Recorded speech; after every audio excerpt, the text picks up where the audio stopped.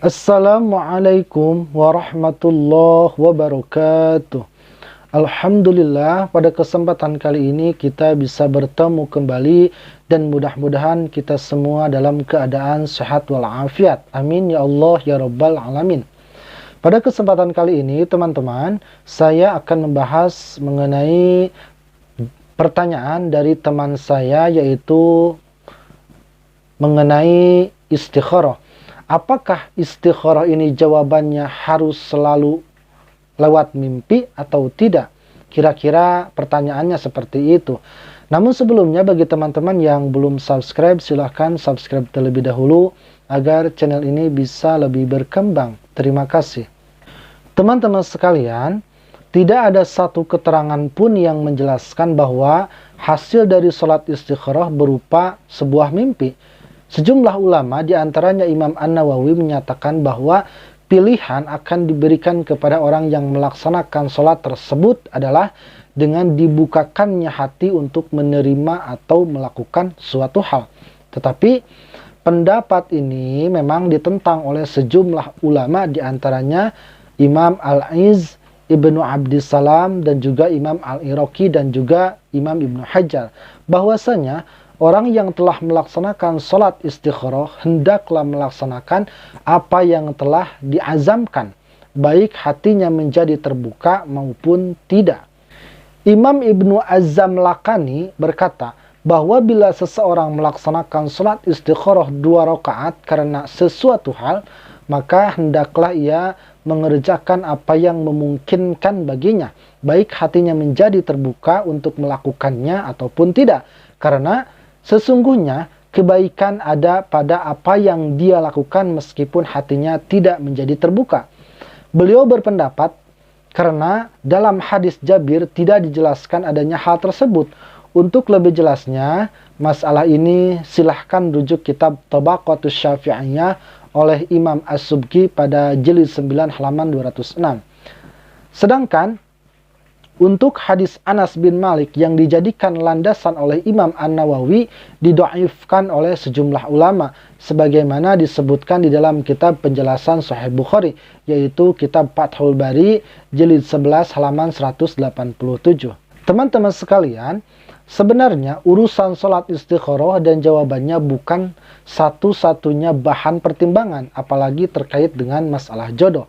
Justru sebelum bicara masalah istikharah, sebaiknya gunakan terlebih dahulu logika dan pertimbangan-pertimbangan nalar yang logis. Misalnya, pertimbangan masalah latar belakang budaya, tingkat sosial, pendidikan, bahkan kalau perlu masalah kondisi kesehatan. Khusus yang satu ini seringkali luput dari perhatian.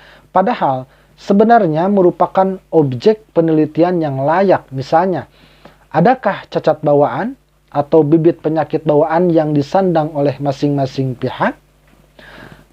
Kalau memang seluruh pertimbangan nalar dan logika sudah selesai dan hasilnya positif, maka serahkan segala sesuatunya kepada Allah Subhanahu wa Ta'ala. Sementara sholat sunnahlah untuk meminta ketetapan hati, dan sholat itu namanya yaitu sholat istikharah. Jadi sebenarnya sholat istikharah itu bukan sholat yang melepaskan diri kita dari segala bentuk pertimbangan manusiawi.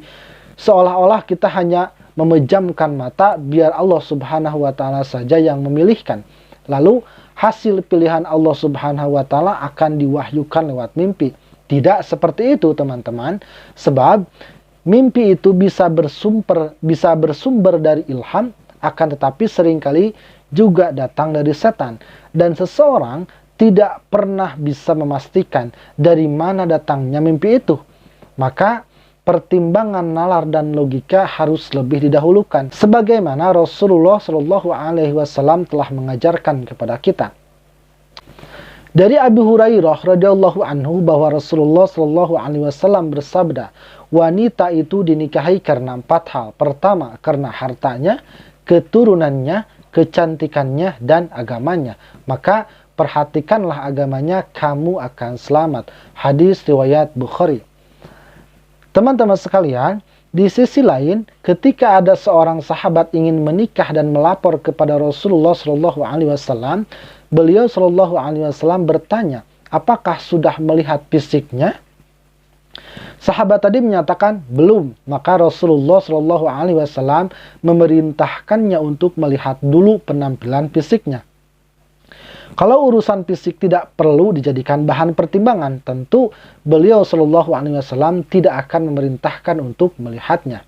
Dari Abu Hurairah radhiyallahu anhu, beliau berkata, saya pernah di tempat kediaman Nabi.